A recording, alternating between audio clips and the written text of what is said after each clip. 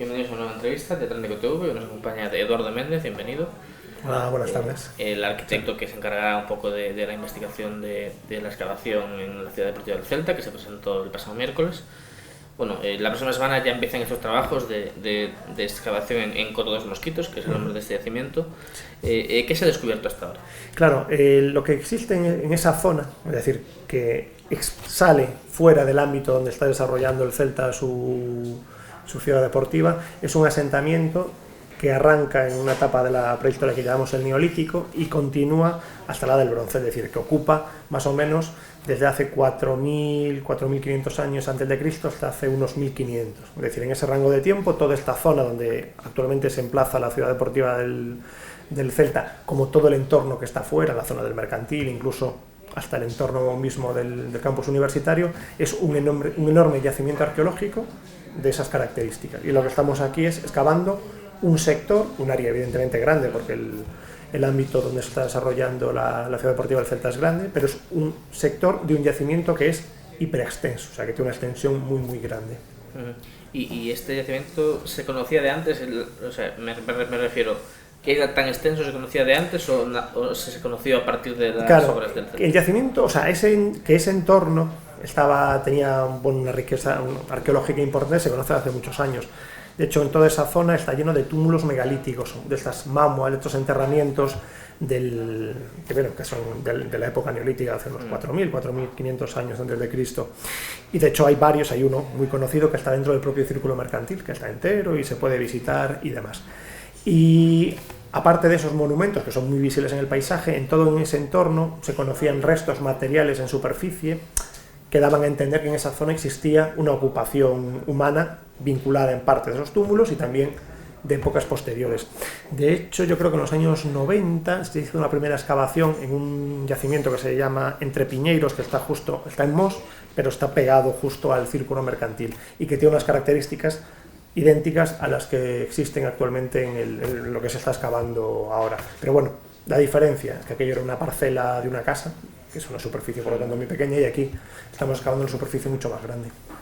Me comentas hace un ratito que esperáis que sean 5 meses de excavaciones, si no aparece nada raro. Sí, es decir, el trabajo, la superficie que se está planteando excavar, con las densidades de material arqueológico, con las densidades de estructuras que conocemos, creemos que se resuelven sin mucho problema en ese tiempo.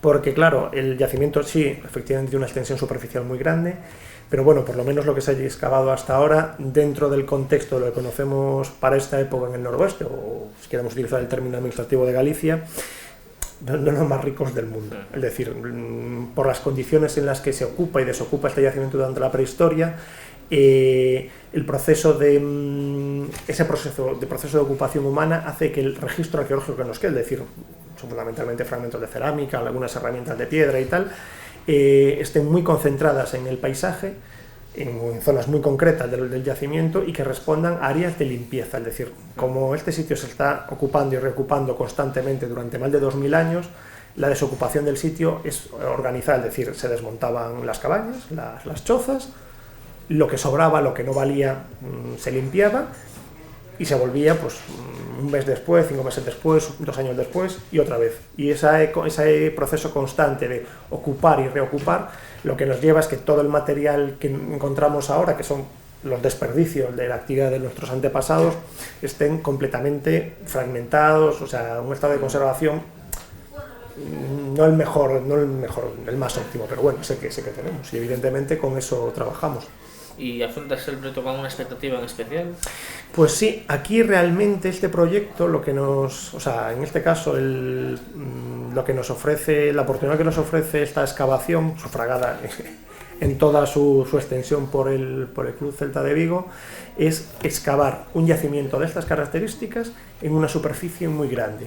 Claro, este tipo de yacimientos nosotros en Galicia los conocemos muchos enclaves como estos, pero en muy pocas oportunidades hemos podido excavar un sitio de estas características en una extensión suficiente como para entender bien qué ocurre en esos yacimientos. Claro, normalmente, pues bueno, este tipo de asentamientos, de yacimientos arqueológicos, aparecen en el contexto de obras públicas, trazado de autovías, parques eólicos o otro tipo de iniciativa de carácter público, ¿no?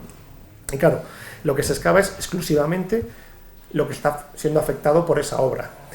Y claro, normalmente, pues, por ejemplo, el tipo de las autovías tienen un trazado lineal y tú solo excavas el ámbito que coge la caja de la autovía. Aquí no, aquí es una superficie muy extensiva, muy amplia, son, pues ahora mismo, completando estas 3 hectáreas que vamos a excavar ahora, habrá como en torno a 5 o 6 hectáreas excavadas de yacimiento. Por lo tanto, tenemos una visión muy amplia y muy detallada de cómo se organiza el espacio ahí, y eso nos va a permitir aportar mucha mucha para conocer esta etapa de la prehistoria en Galicia, que eso, sobre todo en cómo funcionan sus asentamientos, que es algo que no tenemos. A día de hoy los conocemos, sabemos que hay muchos, es decir, esto no es un yacimiento en sí mismo que sea único ni sea el primero que se conoce de este tipo, pero tiene la gran ventaja en que lo estamos excavando en una superficie muy grande.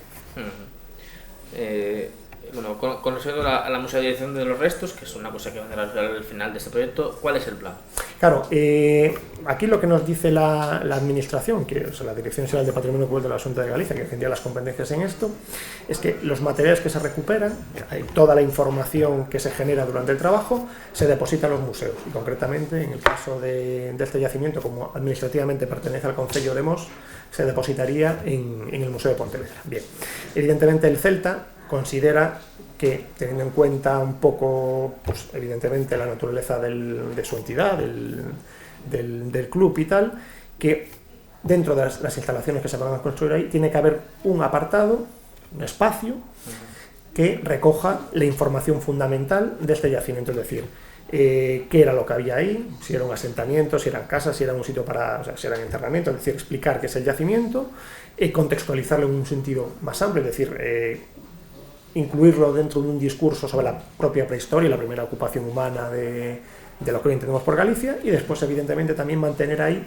una selección de las piezas arqueológicas que se hayan recuperado, o sea, bien de las que ya tenemos o bien de las que puedan aparecer durante esos trabajos, y que sean representativos, y que las personas que vayan a ser usuarias de esa instalación puedan conocer toda esa información. Entonces eso es la idea principal.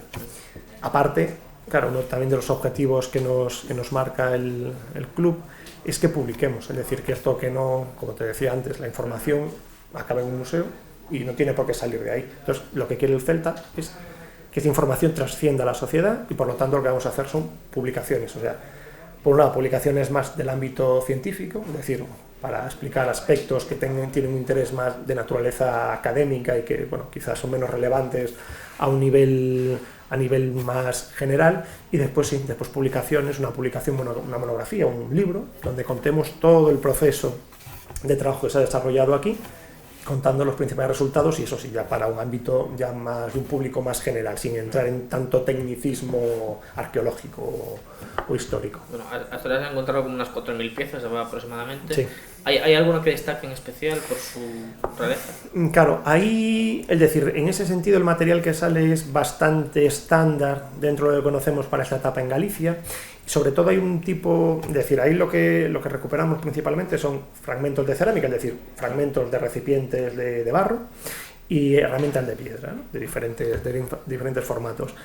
Entre la cerámica, quizá la más destacada es un tipo de cerámica que conocemos comúnmente con el nombre de cerámica campaniforme. Son unos vasos, unos recipientes pequeños que tienen forma, o sea, si ves parece una campana pero invertida, y que tiene un tipo de decoración muy particular.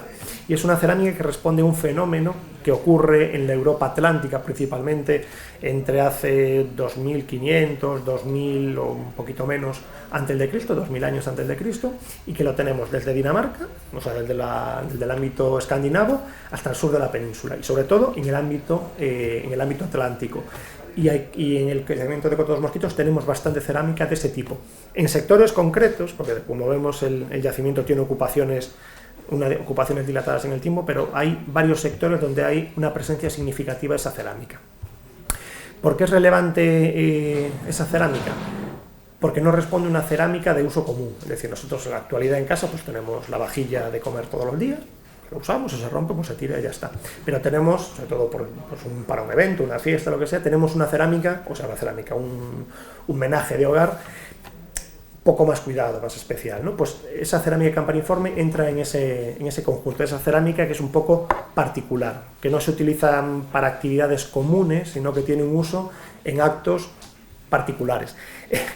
Muchas veces muchas veces es muy habitual cuando hablamos de arqueología y de prehistoria y tenemos que interpretar algo que encontramos en un yacimiento, cuando no sabemos lo que es, invocamos el término ritual o religioso. Claro, no sabemos, pues tiene una explicación de ese índole, ¿no? Pues ahí es donde entra un poco la función de la cerámica campaniforme, es decir, entra en el contexto de actividades de naturaleza ritual o religiosa. Y bueno, vemos que en Coto de los Mosquitos hay bastante de esa cerámica, además hay ejemplos con unas decoraciones bastante cuidadas, que algunos ejemplos hemos publicado y tal, o sea, es quizá de lo que aparece a nivel material lo más significativo. Después, claro, lo que encontramos allí, aparte de esa evidencia material que podemos quitar del yacimiento y llevárnosla, son las rebajes, las cimentaciones de las casas, de las cabañas, de la gente que ocuparon estos sitios. Y hay algunas que tienen unas morfologías que llamamos naviformes, que son también bastante particulares. No son únicas en el contexto gallego ni en el contexto peninsular, pero hay bastantes, hemos documentado bastantes. Y esperemos que en las próximas excavaciones se documente algunas más. Bueno, esto llega apenas año y medio de publicar en Science un artículo que prácticamente cambió la historia de la evolución mundial, ¿no? Bueno, no es para tanto, pero sí, evidentemente el artículo que publicamos en 2023, a finales de 2023 en Science, ha sido evidentemente un avance importante en el conocimiento de la aparición del Homo erectus, y bueno, y también lo que ha permitido es relanzar, por ejemplo, el papel de la Universidad de Vigo como una universidad española, es importante, no sea gallega, relacionada con el estudio de la evolución humana en África. Claro, si nosotros echamos la vista atrás, y de hecho hay una noticia reciente de que se ha hecho un descubrimiento también muy interesante estos días en Tanzania, en este caso, es que principalmente las grandes investigaciones o los grandes proyectos de investigación sobre la evolución humana en África eran lideradas por equipos ingleses, americanos, franceses, es decir, no éramos españoles o gallegos, ¿no? Y en la actualidad, pues bueno, la ciencia española, la ciencia de este país, ha ido progresivamente entrando en estos yacimientos y ahora mismo, pues bueno, somos varios los equipos de investigación españoles que trabajamos en sitios clave para explicar la evolución humana a nivel mundial. Y bueno, efectivamente el caso del año pasado, pues, fue bastante emocionante. Precisamente por eso quería preguntarte, la UBIC ahora mismo está en un momento un poco dulce en el tema de arqueología, ¿no? Sí, no, la verdad es que en los últimos años la Universidad de Vigo, que tradicionalmente no ha sido una universidad entre las universidades de Galicia vinculada directamente a la arqueología, siempre ese papel lo ha tenido un poco la Facultad de Historia de la Universidad de Santiago de Compostela, pues sí, bien sea con investigadores como Adolfo Fernández del ámbito del mundo romano, Beatriz Comentador en la prehistoria reciente, y bueno, y lo que me toca a mí, que he entrado en juego hace menos tiempo con respecto a las primeras poblaciones humanas, bien sean las africanas o las del noroeste, pues bueno, sí estamos poniendo a la Universidad de Vigo en el ámbito de la arqueología en una posición preeminente dentro de Galicia y también fuera. Sí. Bueno, ya para ir terminando, ¿crees que queda mucho por descubrir en esta zona sobre los asentamientos que había hace miles de años? Muchísimo. Todo el entorno, para que la gente lo entienda, todo el entorno de Vigo lleva siendo ocupado de forma prácticamente continua y con mucha intensidad desde que llegaron los primeros seres humanos aquí, probablemente hace más de 400.000 años. Y sobre todo, a partir de hace esos 4.000, 5.000 años, este entorno de Vigo, o sea, el entorno y la comarca de Vigo está repleta de manifestaciones y de actividad humana, es decir, tenemos innumerables números de túmulos megalíticos, de enterramientos. Estamos empezando a conocer este tipo de asentamientos, como el de Coto de los Mosquitos.